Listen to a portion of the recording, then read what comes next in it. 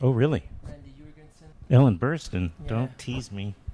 No, she was outside upstate New York, but we'll see.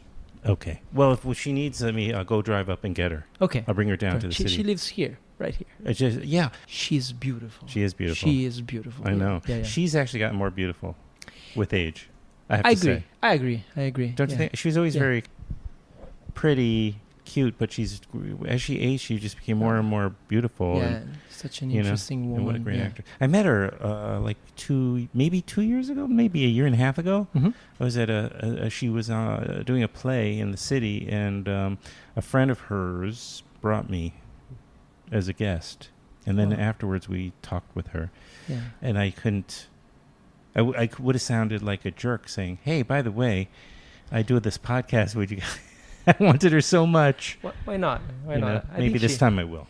She's a very gentle lady. Well, I'll remind her of how we met if she does show up, and then maybe then I'll try to pitch her. I think she'd enjoy this. Why not? Actually, I enjoy bringing on people who have lived long lives the most because they have the best stories. Yeah. The most understanding and nuanced way of thinking because they have so much life. They've lived so much life. It's true. And one of my earliest guests in that category is William Friedkin. Really?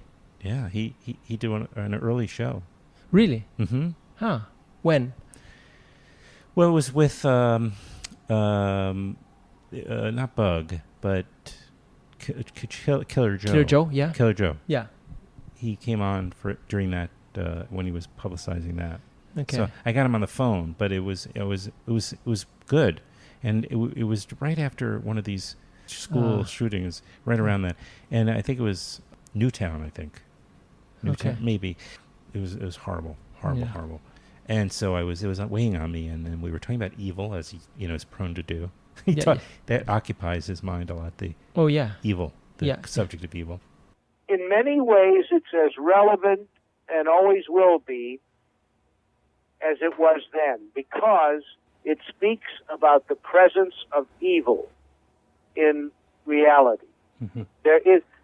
Nothing explains, like the crime in Connecticut, more than the idea of the existence of evil, or demonic possession, if you will. And I'm not talking from a religious standpoint. I'm saying nothing explains the Nazis except demonic possession of an entire race of people. And in the case of this young man, Adam Lanza, demonic possession. They'll search forever for some little clue that triggered him off, something that pushed his button. But there is no something. This was not a reasoned act of vengeance. This was the existence of evil. It was quite an interesting conversation. Mm-mm. No, he's very interesting to talk to. Yeah, definitely. Yeah. He better be, right? Yeah. And then I saw him live. And he wrote the book. His book, Friedkin.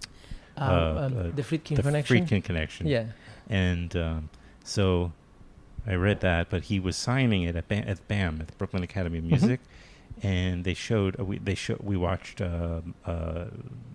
again. French Connect. No. Which one? French No. The other one your son loves. Sorcerer. Yeah. They were showing Sorcerer, so we watched that, and then he did a book sign. He did a talk, and it was, of course, incredible. I think it was the guy who wrote that, Hal Ashby. Anyway, it doesn't matter. So he was just a great speaker, and he talked for like a half hour. He just kept getting up and talking right to the audience, as he's his style. And then he did a book signing, so I got to see him again and meet him in person, and get a nice little photo opportunity with him. So, of course. Anyway, so how did you, as an Italian filmmaker, how did you? I'm sure a lot of people have approached William Friedkin to do a documentary about him. I can't imagine he hasn't been approached many times. Yeah, I think so, and I remember it was happening when I asked him. What happened is that at the time I was working with him as a producer on his Oh yes, on his last film to date, right. The Devil in Father Amorth. It was a movie that. Please recharge in time. Sorry. That's funny. Somebody's always trying to elbow their way onto the. You can let it go. I'm sure. Somebody's always trying to elbow, whether it's that person or Siri or Alexa. They're all trying to get into my podcast. Yes. Sorry about that. So yeah, I was working on The Devil in Father Amorth. That was a movie that was, in a way, conceived, mostly filmed in Rome. That's my town. That's where I live. Yeah. And after we filmed, he asked me to go to LA to cut the film together, to be with him. You know, of course, he was there with the editor, but I was in the cutting room with him all the time, and it was you can imagine an amazing experience, because I could really see, you know, how someone like William Friedkin works, and his ideas, his inventions, everything. Of course, I was a big fan of his, but in that very moment, I was working for him, with him.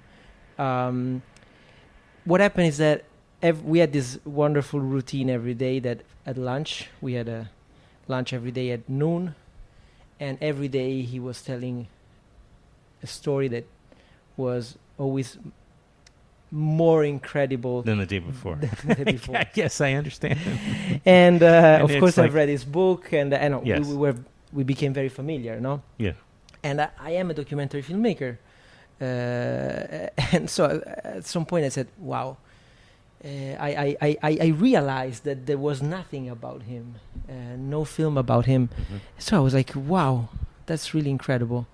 So I asked him, and he said yes right away, but he also said, but let's finish this film first. I was like, of course. Yeah. Right. So we finished the film, and we set up, a shooting, time like a couple of months later, because at the time we were post-producing the film, because it was meant to go to Venice, to the Venice Film Festival. So that's basically how it started. I mean, everything started with he of course gave me a great opportunity, but I think what happened that was really amazing for me is that he felt safe in a way. No, he felt that he was there with someone that he could trust, that was trying to do probably the most honest work as possible. I mean, he never asked anything. He never wanted to know what I was gonna do. He checked with me just because he was curious to see who I was trying to reach out for the interviews, and in certain cases he also helped me to Sure. Oh yeah. To I imagine that was he was instrumental. But like it was definitely the best experience for that. Yeah, the best I would say interviewee, and at the same time person to make a documentary about, because he was the most respectful one. Yeah, it was really incredible. Yeah, that's great to hear. Yeah. So who did he help you get? Why don't you name some people? Because I imagine over his career, yeah, I mean, he's worked with so many people. Yeah. I mean, of course, he, for example, to talk about one of the least known of the people, the lesser known people in the cast, let's say. Yes. Randy Jurgensen, the former NYPD detective that worked with him also as an actor, but first of all as a consultant, both on French Connection and on Cruising. Yeah. I mean, I knew he worked with him and with another policeman back in the day, but it was super difficult to reach. Oh, really? No, I mean it would have been you impossible for me. So right, Friedkin though. So like he said, no, this guy has lots of stories, lots of things to tell, and so that was really great. And then who else? Like of course, let's say Matthew McConaughey, Gina Gershon. Gina Gershon, yeah. Like, but there were So other many, people that I knew, that I've met before. For example, I've been working in the past with Wes Anderson, and that was one of the most surprising things for me when I was in Rome, where we're having dinners together, and he asked me what I was doing. He's like, now I'm doing this documentary about William Friedkin. Is like, oh really? He's one of my heroes. I love him. Like I said, Wes, you don't see any of that. It's great to hear, but like, what do you have in common with Billy Friedkin? Exactly. Like, no. I mean, really, I was introduced to New York watching his films, and to LA watching To Live and Die in LA, Right, and I think he's a wonderful director. I mean, I want to be in it. It's like, wow, Wes, thank you so much. You're so generous. It helps, right? Yeah. So no, he helped me with different people. Sure. But like Ellen Burstyn. the thing is that everybody, even the people that I reach out like directly, everybody was so enthusiastic. Yeah. Of being involved in that. Yeah. People, some of them said, please, now I'm shooting this film, or I'm touring, whatever. Wait for me Yeah, because I that's have amazing. I have to be there, because he's a great guy. I love him, and I owe him so much. I have the biggest respect and friendship, like Coppola, you know. Yeah. So it was really every interview, and I think at the end I interview like 22 people, something like that. I mean, some of them are like smaller in terms of screen time, but everybody was so happy to be there, and the barriers like fell down immediately, and everybody was like, yeah, let's talk about Billy. That's great. Yeah, so it sounded like it was a very positive experience making the film, which you maybe had all the planets lined, and it seemed like one of those rare occasions where it was a smooth sail. Yeah, absolutely. I mean, of course, it took a bit to get all of them, because I think 8 months was the whole span. That's not too bad. No, but I mean, still, everybody was. You live in. I live in Italy. Everybody was busy. So I also had to. How many times did you have to come to New York, or rather to the U.S.? I came here 3 times. Oh, that's it. Yeah. So, but in different moments, Sure. So we've shot. I mean, here, in North Carolina, in LA, and in twice, and in San Francisco, and then there were all the filming in Italy. In Italy, you did a lot of shooting in Venice. Well, it may be in one small period, but it's was Venice, was Strasbourg, was Lyon. It was Sitges, Barcelona, basically. So amazing. Yeah, there's some nice moments in Venice. Yeah, it seems to clearly be one of his favorite spots. Oh yeah. Definitely. He seems in very good humor. Yeah, he's not cranky. No. Is he cranky at all? No. A lot of his contemporaries become very cranky. No. For some reason, but he's not. I never got that either. No. He's super fun to be with. One of the most intelligent men I've ever met. Like he has this very, right. He's super bright. You can see right through things and get to the heart of it. Yeah. Also, because one of the keys of his super well-deserved success as a director is that he's one of the most curious men that I've ever met in my life. Right. I mean, if he gets interested in anything, he will get to the bottom of it. I understand. He will. I mean, also like the movie that we did together. I mean, his documentary about Father Amor, the exorcism.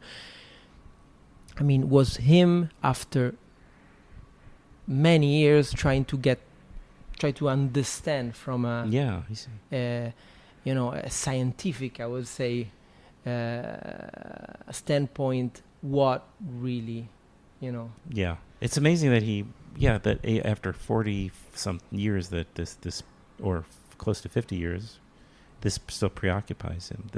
The same themes, same subject matter, because this documentary is about him attending an actual, which is very rare, but an actual exorcism, and the guy, Father Amorth, was one of the priests in the Exorcist was based on him, or is that not true? No. Okay. He was.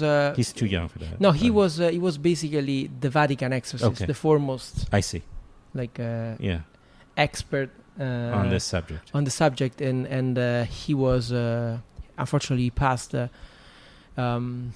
3 years ago now, but he was an incredible human being, and I was there all the time. I remember, like, the first time we met him, that was also the first time for me.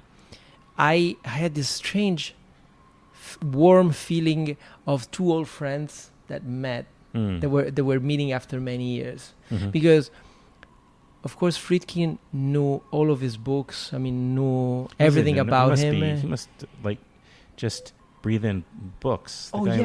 Must be such a big reader. Yeah, he's definitely, for example, one of the main experts on Proust, on Marcel Proust I've ever met. Is that right? Yeah, when we were working together, he did a long piece for the New York Times that was basically his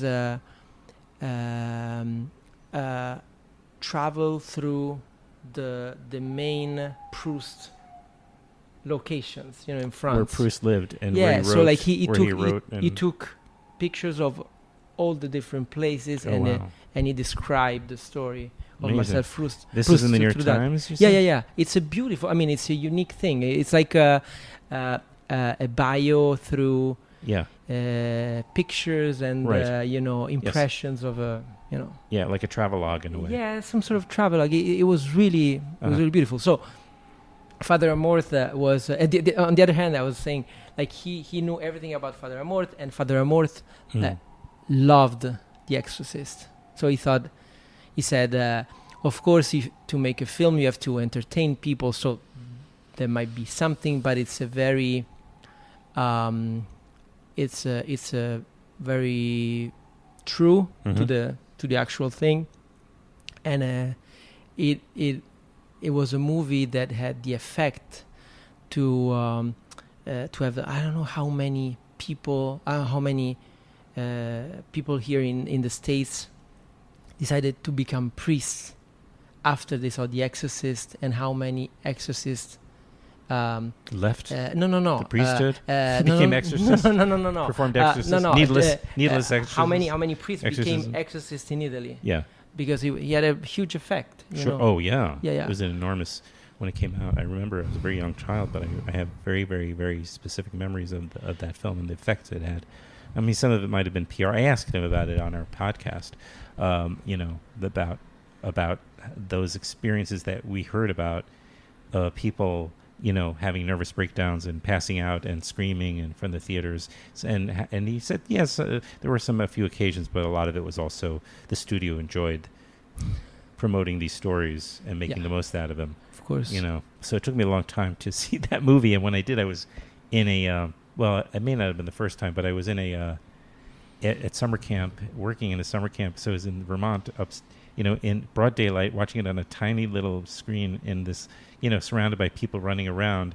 And I'm still terrified by, that's how powerful a film it is. And you can't help but being terrified because, as Ellen Burstyn says very well in the documentary, it starts on a reality base, so it's that's right. and it builds up. Right. I mean, for half of the movie, there's nothing terrifying. Right. But something terrifying is building up. Yeah. Very well. So and well. it's not, so when the bad things come in the film, you're already in in a state of Yeah, agitation. anticipation and agitation. It's very true. So it's really. Did you try to get? Did you explore with Billy and trying to? Did you ask him about Gene Hackman? I know he's been a long time in retirement, but he did not end up in the film. But I didn't know if you had tried to make contact with him. No, I did. I talked to the agent, and but he thanked me. I mean, he of course authorized to use his image in the film for the clips, but he said he's done with Hollywood. I mean, he doesn't. I think he lives in New Mexico. Mm-hmm. He lives a very private life. Very much so. Paints. I think he writes short stories. Really? Yeah, he's a very. He's there. He did his 60-something years. I'm sure. You know, it's time. He's earned his. He's close to 90 years old. Yeah. But I mean, he's been retired for a long time now, because I think his last film to date was The Royal Tenenbaums. Really? Yeah. Or maybe there was another like. But it's been over 20 years. Yeah, I mean, it's 20 years almost 20 years. It's incredible. Yeah. So it was a very. Yeah. I think well thought decision. So me too. Yeah. I mean, he could have. I mean, of course, people cast him till the last possible day that they. I mean, like let's face it. Like if the director could possibly cast him or Jack Nicholson, I think everybody would do that. Yes. You know. Yeah, and then I'm sure they get offers every day to this day. So he's sort of, in a sense, his presence is absent. He feels absent in the film, but. So many of the other contemporaries, other than Ellen, are they're passing away, and Roy Scheider and so many other contemporaries are starting to die, and so it's great that Billy still seems like 60 years old or something crazy. He's boundless, He's really he is. He's full of energy. He's full of projects of. He's contagious in a very good way. I mean, he's always very enthusiastic about like everything. Yeah. So the name of the documentary is called Friedkin Uncut, and it's going to open in New York at the Village East Cinema Friday, August 23rd, right? And the director we're talking to is Francesco Zippel, and what happened to the final I in your name? Did it Zippelli? It must. No, I mean we lost it in a way because along the way. No, my family is originally is from the north of Italy. I see, and that's like an Italian-German area. So right, that's my last name is German. Oh, it is. Yeah. Oh, very good. Yeah. Okay. Yeah. So that's wherever near Switzerland and Germany, the I or whatever it is. Yeah, the Italians lost it to the Germans, and we're going to be doing a Q&A after the. I have to post this. I have an idea. I just put a show up today. I'm putting a show up today, but I'm going to put this on our YouTube channel today. Okay. And be able to promote the screenings tomorrow and for the week. You're here for the opening night tomorrow, Friday, at the Village East. We're going to do a Q&A together, actually, which I'm very excited and very honored to do. And there should be some folks from the film there to also engage with the audience members and to talk about Billy and the film, which is totally entertaining. Doesn't matter if you've seen one Friedkin movie or all of his movies, you're going to have a good time seeing this documentary. Where else is it opening? It's opening. What's the schedule? The schedule is next is on the 30th in LA at La Monica in LA. Okay, right. And after that, it's opening in other cities, but they have to be announced like around the 30th. Yeah. Okay, right. Sounds great. So you go to the Facebook page, I assume, and is there other? Sure, the film has got a social media presence, but is there a website or anything like that? No, there's mostly on social media. It's like Instagram. Sure. That's where you get all the updates for the film. Yeah, I mean it's. Francesco, thank you so much. It was so great to meet you and your family too. By the way, it was really nice to meet them. Beautiful family you have. Thank you so much. And this is beginning of I hope a long, beautiful relationship. Absolutely. I'll be back. Oh, that's what I was hoping for.